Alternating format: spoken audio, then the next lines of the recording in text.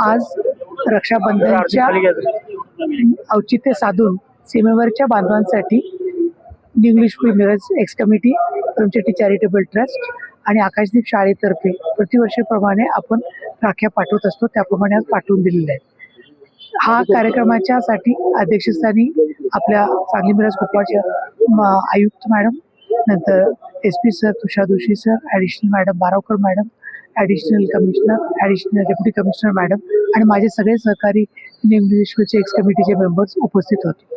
हा सगळ्यात महत्त्वाचा उद्देश होता राख्या पाठवण्याबरोबरच माननीय इंद्रजित देशमुख सरांच्या तर्फे जे मुलांना प्रबोधन होण्यासाठी, उद्याच्या मुलांच्या भवितव्यासाठी त्यांना एक चांगलं मार्गदर्शन मिळावं आणि सरांनी एक चांगलं प्रबोधन करावं या उद्देशाने हा घेतलेला कार्यक्रम आहे.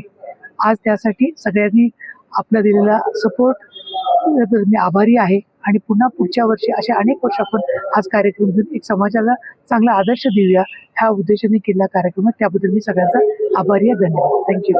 रक्षाबंधनचं महत्व आणि सैनिकांच्या प्रति जो कार्यक्रम डॉक्टर परमचेट्टी चॅरिटेबल ट्रस्ट आणि न्यू इंग्लिश माजी संघटना यांच्यातर्फे रक्षाबंधनाच्या निमित्ताने सीमेवरील सैनिकांकरता स्पेशल चाइल्ड म्हणजे जे ऑटिझम बाधित स्पेशल चाइल्ड आहेत अशा बालकांतर्फे ज्या राख्या पाठवण्यात येणार आहेत सीमेवर, असा कार्यक्रम आज झाला.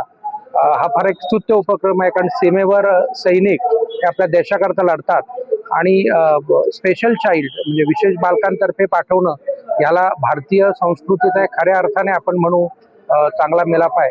या चांगल्या कार्यक्रमाबद्दल मी त्या सर्व आयोजकांचे कौतुक करतो, आभार मानतो. येणाऱ्या रक्षाबंधनाला सीमेवरील जवानांसहित सर्व नागरिकांना शुभेच्छा देतो. जय हिंद, जय महाराष्ट्र. लोकशाही मराठी ऐका, पहा, जागरूक रहा.